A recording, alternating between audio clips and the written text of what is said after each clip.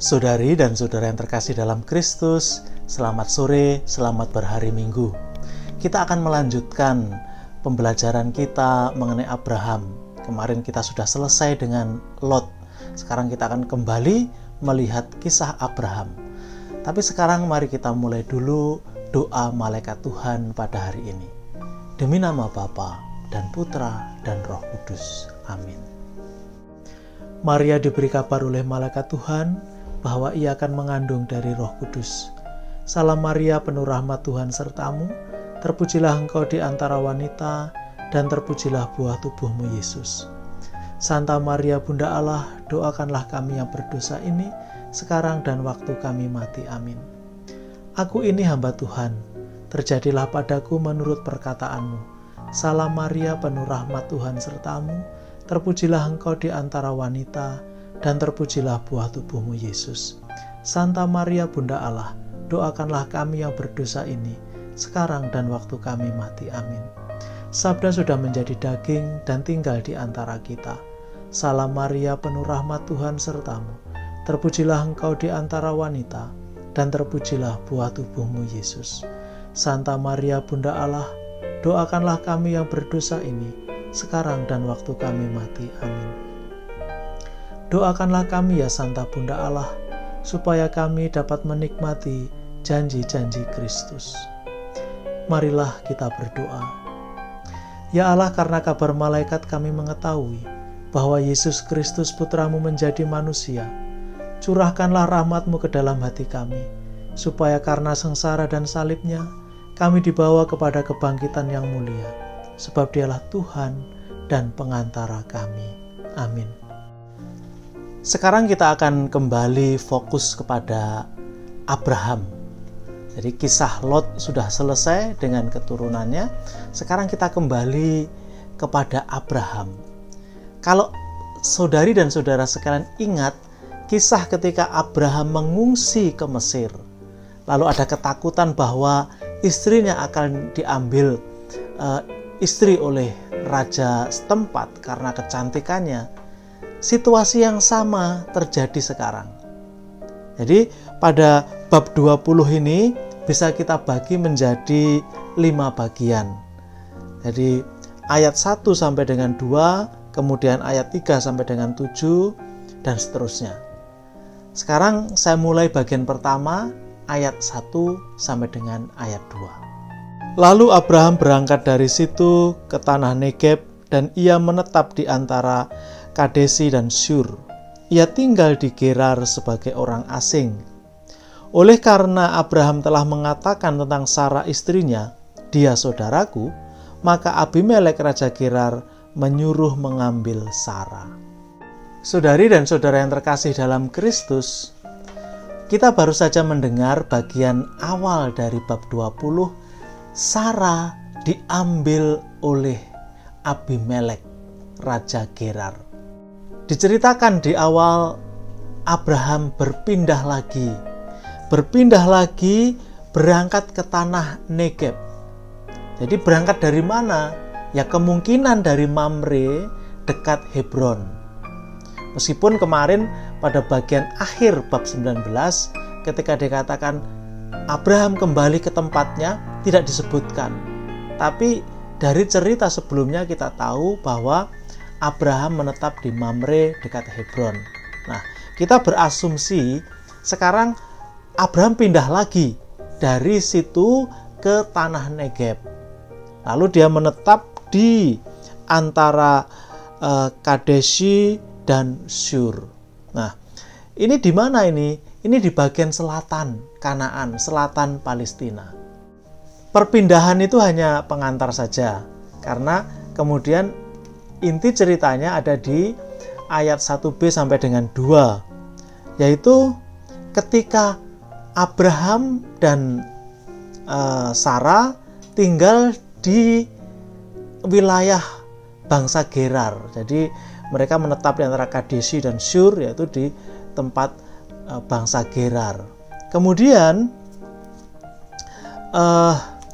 mereka kan orang asing. Lalu bagaimana ceritanya? Seperti tadi saya katakan di awal, Sarah itu oleh Abraham selalu disebut, oh dia saudariku. Dan Sarah diminta untuk mengatakan, ya Abraham ini saudaraku. Maka raja mengambil dia sebagai istri. Bagaimana diambil, kemudian prosesnya bagaimana tidak disebutkan. Rupanya pengarang memiliki tujuan tersendiri. Berbeda dengan kalau yang sebelumnya ke Mesir itu pengantarnya ada. Disebutkan bagaimana, lalu bagaimana kabar tentang mereka cepat menyebar sampai ke istana. Kali ini tidak. Rupanya bukan ini yang menjadi fokus dari pengarang suci. Maka sekarang kita lihat dialog antara Allah dan Abimelek Raja Gerar. Allah intervensi sekali lagi. Dia mencegah Sarah dijamah oleh Abimelek Raja Gerar. Mari kita baca teksnya.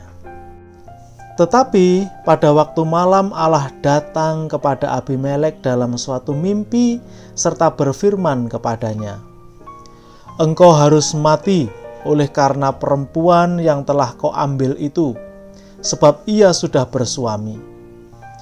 Adapun Abimelek belum menghampiri Sarah. Berkatalah ia, "Tuhan, apakah engkau membunuh bangsa yang tak bersalah? Bukankah orang itu sendiri mengatakan kepadaku, dia saudaraku, dan perempuan itu sendiri telah mengatakan, ia saudaraku. Jadi hal ini kulakukan dengan hati yang tulus dan dengan tangan yang suci." Lalu berfirmanlah Allah kepadanya dalam mimpi, "Aku tahu juga bahwa engkau telah melakukan hal itu dengan hati yang tulus. Maka aku pun telah mencegah engkau untuk berbuat dosa terhadap aku. Sebab itu, aku tidak membiarkan engkau menjamah dia. Jadi sekarang kembalikanlah istri orang itu, sebab dia seorang nabi. Ia akan berdoa untuk engkau, maka engkau tetap hidup. Tetapi jika engkau tidak mengembalikan dia, ketahuilah, engkau pasti mati, engkau dan semua orang yang bersama-sama dengan engkau." Para saudara, Allah intervensi.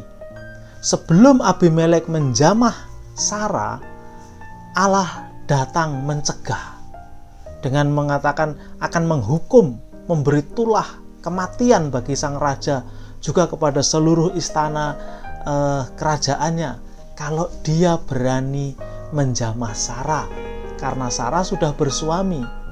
Dan pantangan bagi seorang raja adalah mengambil istri orang lain, karena pada masa itu istri adalah milik suaminya. Dan kalau seorang raja mengambil milik kepunyaan orang lain, itu sebuah kejahatan, boleh dikatakan begitu. Juga nggak boleh, karena dia seorang raja, nggak pantas melakukan itu. Bahkan bukan raja pun tidak pantas mengambil istri orang. Nah, di sini boleh dicatat bahwa pertama kali Allah menampakkan diri dalam mimpi. Kita tahu sebelumnya bahwa Allah menampakkan diri kepada Abraham dalam penglihatan. Ada perbedaan pasti. Mimpi pasti sedang tidur. Jadi ketika orang itu tidur, Allah datang dalam mimpi. Kalau penglihatan juga tidak pasti tidak tidur, tapi bisa ketika tidur, bisa ketika tidak tidur. Nah, itu kalau penglihatan. Jadi kan ada penglihatan dalam mimpi, berarti orang itu tidur, atau penglihatan biasa yang bukan mimpi. Nah, tapi di sini untuk pertama kali bahwa Allah menampakkan diri dalam mimpi. Para saudara, kemudian mari kita lihat ancaman yang diberikan oleh Allah. Ancaman berupa kematian karena mengambil istri orang. Tentu saja Abimelek protes. "Loh, aku nggak bersalah karena dia sendiri mengatakan dia saudaraku, dia bukan istriku, dia bukan suamiku. Maka aku tulus, aku tidak punya niat untuk mengambil itu." Lalu Tuhan mengatakan, "Ya, aku ngerti kamu tulus. Maka aku mencegah engkau, jangan sampai engkau menjamah istri orang." Nah, tapi kamu harus mengembalikan dia kepada suaminya. Kalau tidak, kamu tetap akan mati. Ketahuilah suaminya ini seorang nabi. Nah, saudari-saudara terkasih, di sini tiba-tiba dimunculkan bahwa Abraham itu seorang nabi. Allah sendiri yang ngomong, Abraham itu seorang nabi. Padahal nabi itu fungsinya kemudian adalah menjadi penyambung lidah Allah. Dia menyuarakan perintah dan kehendak Allah dalam proses kenabian. Nah, saudari dan saudara terkasih, soalnya sudah jelas, situasinya sudah jelas. Jadi Abimelek harus mengembalikan Sarah kepada Abraham. Nah, sekarang kita lihat ketika Abimelek mengembalikan Sarah, tentu masih dengan hati menggerundel gitu ya. Orang ini membohongi, menipu aku, mengatakan saudara, tapi ternyata bukan. Nah, Abimelek menegur Abraham. Mari kita baca teksnya. Keesokan harinya pagi-pagi, Abimelek memanggil semua hambanya dan memberitahukan seluruh peristiwa itu kepada mereka. Lalu sangat takutlah orang-orang itu. Kemudian Abimelek memanggil Abraham dan berkata kepadanya, "Perbuatan apakah yang kau lakukan ini terhadap kami? Dan kesalahan apakah yang kulakukan terhadap engkau, sehingga engkau mendatangkan dosa besar atas diriku dan kerajaanku? Engkau telah berbuat hal-hal yang tidak patut kepadaku." Lagi kata Abimelek kepada Abraham, "Apakah maksudmu, maka engkau melakukan hal ini?" Lalu Abraham berkata, "Aku berpikir takut akan Allah tidak ada di tempat ini. Tentulah aku akan dibunuh karena istriku. Lagi pula, ia benar-benar saudaraku. Anak ayahku hanya bukan anak ibuku. Tetapi kemudian ia menjadi istriku. Ketika Allah menyuruh aku mengembara keluar dari rumah ayahku, berkatalah aku kepada istriku, 'Tunjukkanlah kasihmu kepadaku, yakni katakanlah tentang aku di tiap-tiap tempat di mana kita tiba, ia saudaraku.'" Saudari dan saudara terkasih, seperti yang saya katakan tadi sebelum baca teks, bahwa ya tentu saja Abimelek kecewa, marah kepada Abraham. Nah, di sini Abraham membela diri. Kalau cerita waktu Abraham dengan Firaun di Mesir, Abraham tidak membela diri. Sekarang Abraham membela diri. Dia mengira di tempat itu orang-orang tidak mengenal Allah, tidak takut kepada Allah. Jadi orang bisa seenaknya saja berbuat tanpa takut akan hukum, tanpa takut akan Tuhan. Anggapan Abraham itu salah. Nah, yang kedua, dia menceritakan di sini dan kita tahu sekarang bahwa ya Sarah dan Abraham itu memang benar-benar bersaudara gitu. Satu ayah, hanya beda ibu. Nah, pada waktu itu memang boleh pernikahan saudara, itu masih boleh. Kemudian memang dilarang. Kita bisa melihat di kitab Imamat tentang peraturan-peraturan itu memang dilarang. Tapi sampai dengan zaman Daud, praktek itu masih ada. Pernikahan antar saudara itu masih ada. Jadi kalau di sini boleh katakan ya Abraham nggak salah gitu. Dia memang istriku, tapi dia juga saudariku, seayah, hanya beda ibu. Sekarang mari kita lihat berikutnya. Kita baca dulu teksnya. Kemudian Abimelek mengambil kambing domba dan lembu sapi, hamba laki-laki dan perempuan, lalu memberikan semua itu kepada Abraham. Sarah istri Abraham juga dikembalikan kepadanya. Dan Abimelek berkata, "Negeriku ini terbuka untuk engkau, menetaplah di mana engkau suka." Lalu katanya kepada Sarah, "Telah kuberikan kepada saudaramu 1000 sikal perak. Itulah bukti kesucianmu bagi semua orang yang bersama-sama dengan engkau. Maka dalam segala hal engkau dibenarkan." Saudari dan saudara terkasih, setelah Abraham membela diri, reaksi dari Abimelek ini luar biasa. Kalau dulu Firaun di Mesir, mereka mengusir Abraham dan Sarah, mereka harus keluar dari negeri mereka meskipun juga memberi banyak hal, harta benda, semua. Tapi sekarang Abimelek tidak. Meskipun dia juga memberi harta benda, tapi dia juga mempersilahkan Abraham untuk tinggal, terserah mau tinggal di mana, terbuka untuk mereka. Dia juga memberi uang yang luar biasa banyak sebagai tanda kesucian Sarah. Nah, lalu sekarang kita lihat bagian penutup, Abraham berdoa bagi Abimelek. Lalu Abraham berdoa kepada Allah, dan Allah menyembuhkan Abimelek dan istrinya dan budak-budaknya perempuan, sehingga mereka melahirkan anak.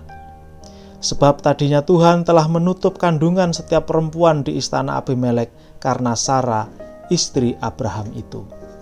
Para saudara, pada bagian awal tadi kan kita mendengar Allah menyebut Abraham itu nabi, dan Abraham akan berdoa bagi Abimelek dan seluruh penghuni istananya agar mereka sembuh dari tulah yang diberikan oleh Allah. Dan di sini Abraham berdoa, mendoakan Abimelek juga seluruh hamba-hambanya, pelayan-pelayannya. Lalu kemudian Tuhan mendengarkan doa Abraham. Kemudian para perempuannya bisa hamil karena atas tulah yang sebelumnya, karena rajanya mengambil Sarah sebagai istri, Allah marah, seluruh perempuan itu rahimnya ditutup. Nah sekarang karena doa Abraham, rahimnya dibuka kembali dan mereka beroleh anak. Saudari dan saudara terkasih, ini kisahnya. Lalu apa yang bisa kita renungkan dari teks-teks ini? Para saudara yang terkasih, cerita mengenai Abimelek dan Abraham ini secara kuat dan tegas sekali memberi kita pesan bahwa di luar kelompok kita pun juga ada ketulusan hati. Kita tidak boleh berprasangka seperti Abraham berprasangka kepada Abimelek. Oh, aku kira kamu tidak punya rasa takut akan Allah. Oh, aku kira kamu bisa berbuat semena-mena. Dan itu salah. Ketulusan Abimelek dipuji juga oleh Tuhan. Dan itu mengingatkan kita bahwa ketulusan hati itu juga dipuji oleh Allah. Yesus berkata dalam Injil Matius bab 5 ayat 8, berbahagialah orang yang suci hatinya, yang tulus hatinya. Nah, sikap ini harus kita pegang. Janganlah mudah berprasangka buruk kepada orang lain, meskipun itu di luar kelompok kita, tanda kutip kafir begitu ya. Kita nggak boleh mengatakan, oh kamu kafir, kamu tidak mempunyai nilai-nilai hidup yang baik. Tidak. Cerita yang baru kita dengar menunjukkan bahwa di luar kelompok Abraham ternyata ada juga orang-orang yang takut kepada Allah. Orang-orang yang memiliki ketulusan hati yang luar biasa. Semoga sikap kita dijauhkan dari prasangka buruk, mudah menghakimi, mudah menilai, tapi menghormatinya. Sebaliknya kita mencontoh sikap Abimelek, memiliki ketulusan hati yang baik kepada sesama juga kepada Allah. Tuhan memberkati. Demi nama Bapa dan Putra dan Roh Kudus. Amin.